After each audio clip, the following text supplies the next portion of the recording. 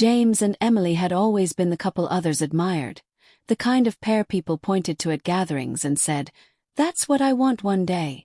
After 6 years of marriage, they had built a life that felt steady and secure. Their suburban home buzzed with weekend barbecues, cozy movie marathons curled under blankets, and quiet talks about future vacations and children. There was a rhythm to their life, a comforting predictability. James, a dedicated civil engineer, spent his days immersed in structural calculations and project deadlines. He was grounded, steady, the type who never forgot to take the trash out or check on the furnace before winter. Emily, by contrast, thrived in the colorful world of marketing. At a mid-sized tech firm, she brought campaigns to life with a vibrant imagination and a gift for persuasion. They complemented each other. His quiet logic, her creative spark, and for years it worked beautifully. But even the strongest routines can mask slow fractures. It started subtly. Changes Emily herself didn't even recognize at first. Her company underwent a major merger, and with it came new leadership and a wave of change. She was assigned to an ambitious project under Daniel Hartman, a recently transferred manager from their European branch. Daniel was everything James wasn't. Charismatic, spontaneous, flirtatious. He had a way of looking at people that made them feel seen, and Emily, caught off guard, found herself responding to his energy. Daniel complimented her ideas in meetings, laughed at her jokes a bit too long, and lingered near her desk after hours. He started suggesting after-work gatherings with the team, drinks, casual dinners. James, ever supportive, encouraged her. He was proud of her success, her drive. He saw the late nights and long hours as a phase, a necessary investment in her career.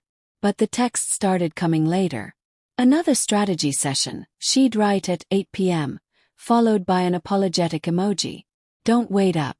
James smiled and nodded, but the knot in his stomach began to form. He tried to suppress it. Trust was the cornerstone of their marriage, wasn't it? Still, he couldn't ignore the subtle shifts. A new fragrance lingered on her skin, one he hadn't bought. She smiled at her phone in a way that didn't seem quite right. And every time he entered the room, her screen locked with a swift flick of her thumb.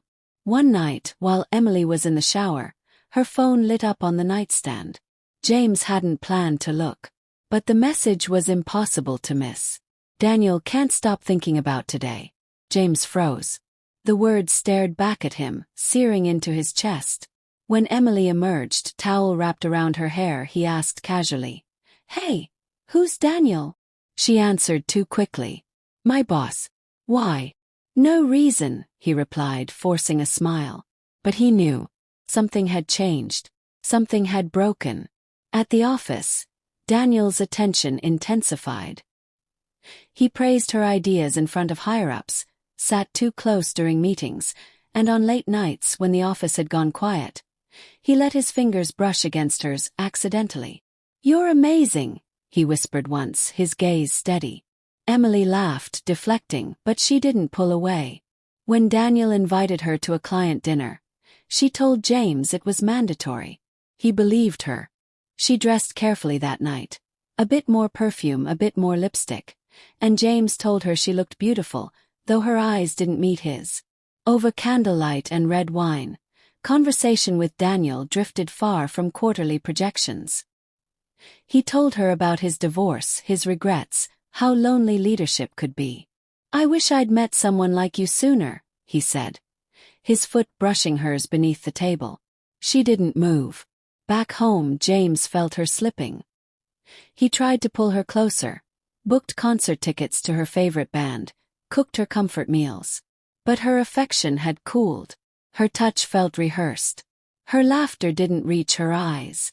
Then came the moment that shattered everything. One Saturday, she claimed she was running errands. James, heading across town, noticed her car wasn't at the mall where she said she'd be.